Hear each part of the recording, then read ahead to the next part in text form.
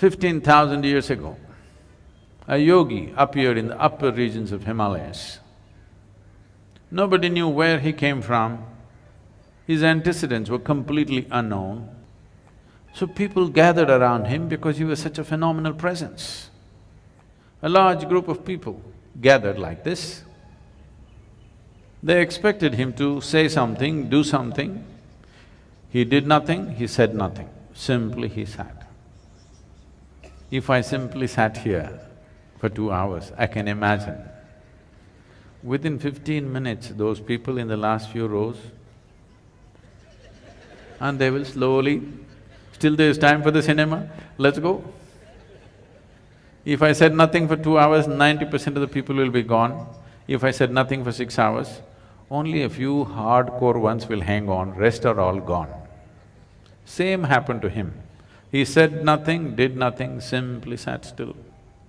Not for a day, not for a week, for months on end, he simply sat still. Everybody was expecting a miracle, nothing happened, he just sat. But they were missing a most fundamental miracle because the nature of your body is such right now, you're well attended to. You had lunch in the afternoon and maybe you snacked in the evening and so that you don't fall asleep, you had a coffee and maybe you have something in your bag. So many things. All these things are being attended to, so this is fine. Suppose we just make you sit here for 4 hours. Sadhguru, at least some water? Okay, drink water. After drinking water, can we just sit here, Sadhguru? That one? Okay, do that and come. Sadhguru, okay, if you give this, the next one, no permission, this'll just go. Or in other words, what you call as a body is a series of processes. Only if you're attending to them, it's fine. If you don't attend to it, then you see what a trouble it is.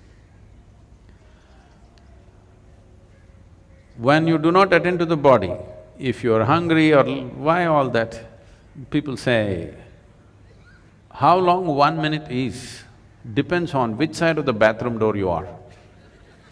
From inside, somebody says just 1 minute.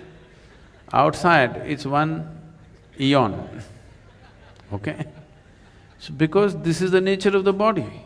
If you do not attend to it, it'll become so compulsive and get you into such big trouble. But here he just sat.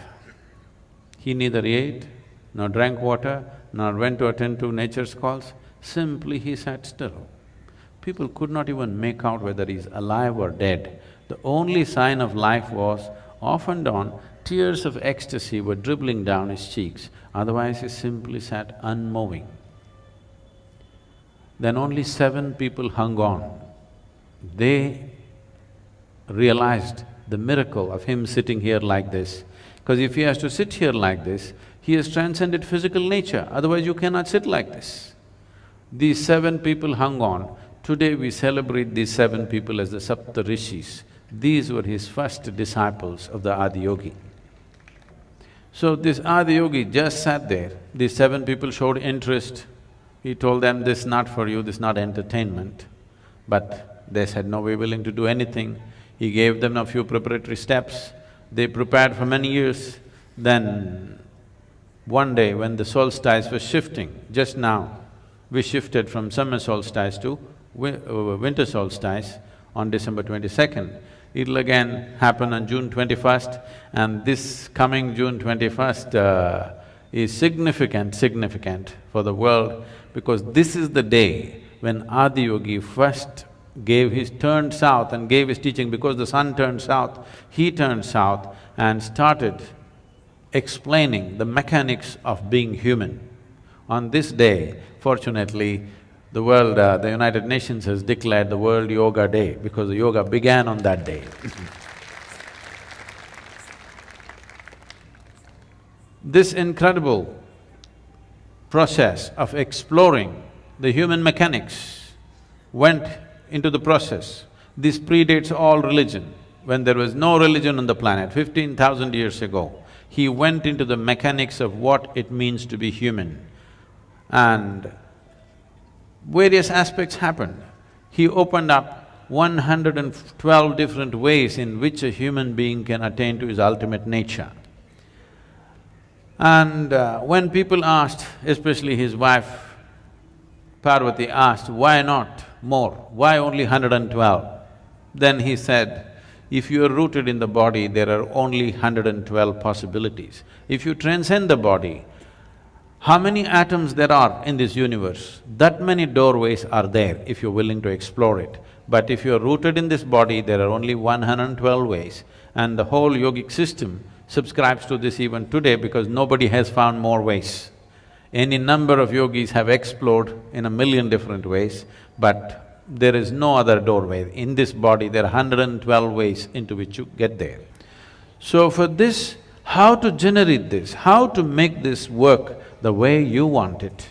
So this whole mechanics, he started, Adiyogi explored for many years, and he gave this elaborate knowledge to the world, and then asked these 7 people to go in 7 different directions in the world.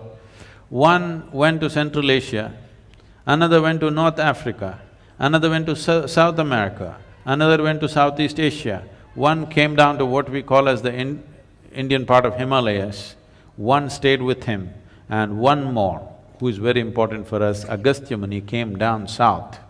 He is known as the father of southern mysticism because he did not spare a single human habitation south of the Vindhyas. In the Deccan Plateau, he made sure every single human being who lived in this place had some sense of spiritual process.